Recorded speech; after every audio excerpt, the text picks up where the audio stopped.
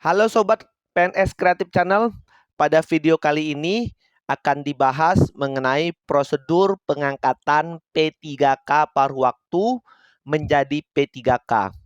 Ini sesuai dengan keputusan Menpan RB tentang P3K paruh waktu. Menteri Pendayagunaan Aparatur Negara dan Reformasi Birokrasi Republik Indonesia telah mengeluarkan keputusan nomor 16 tahun 2025 tentang pegawai pemerintah dengan perjanjian kerja paruh waktu atau P3K paruh waktu.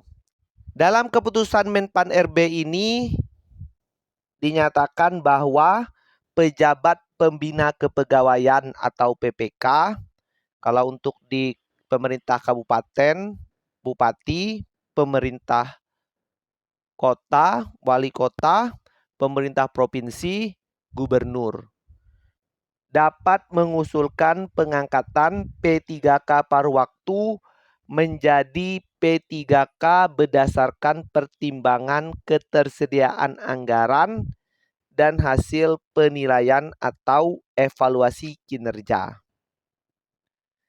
Jadi P3K paruh waktu tersebut bisa diangkat menjadi P3K dengan dua pertimbangan.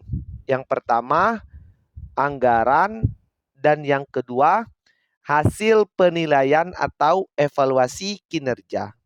Selanjutnya kita akan bahas mengenai hasil penilaian atau evaluasi kinerja dari P3K paruh waktu.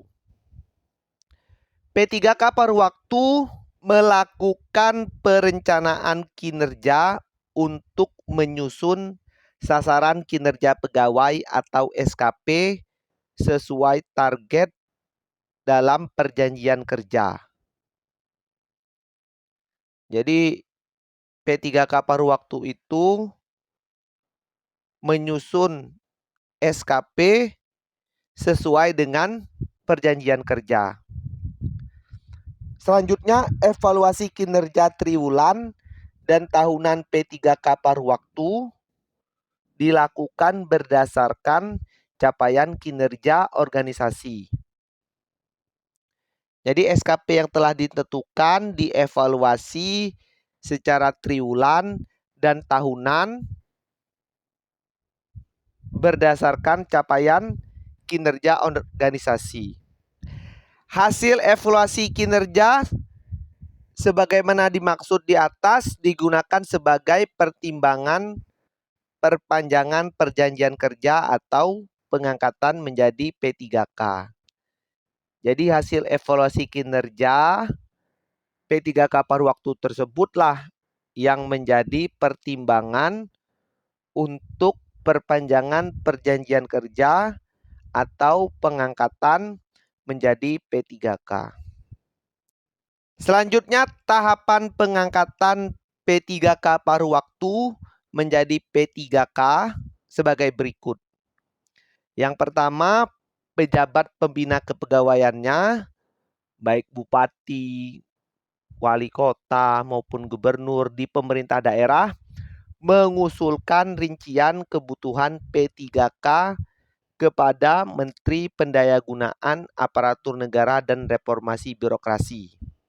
Dimulai dari usulan pemerintah daerah tentang rincian kebutuhan P3K kepada Menpan RB. Selanjutnya, Menpan RB menetapkan rincian kebutuhan P3K pada setiap instansi pemerintah.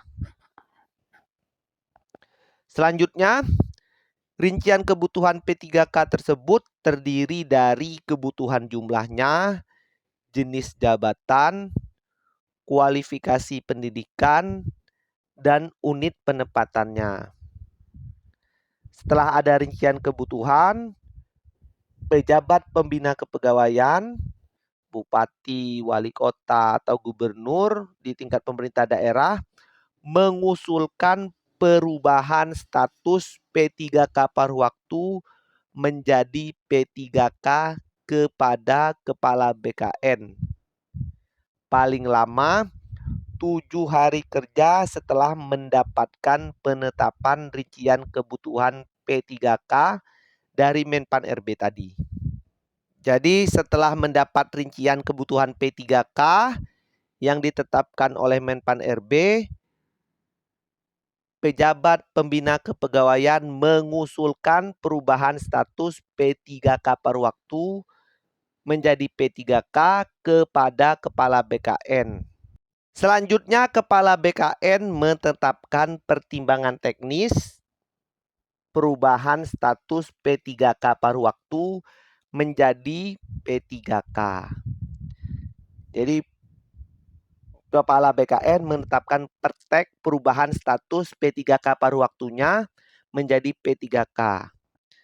Tahapan terakhir, pejabat pembina kepegawaian, bupati, wali kota, atau gubernur di tingkat pemerintah daerah menetapkan pengangkatan P3K sesuai dengan ketentuan peraturan perundang-undangan. Jadi jelas di tahapan ini P3K paruh waktu itu tidak perlu dites lagi untuk menjadi P3K. Jadi tahapannya cukup pejabat pembina kepegawaian atau dari pemerintah daerah mengusulkan rincian kebutuhan P3K kepada Menpan RB. Selanjutnya Menpan RB menetapkan rincian kebutuhan P3K yang terdiri dari kebutuhan jumlah, jenis jabatan, kualifikasi pendidikan, dan unit penempatan.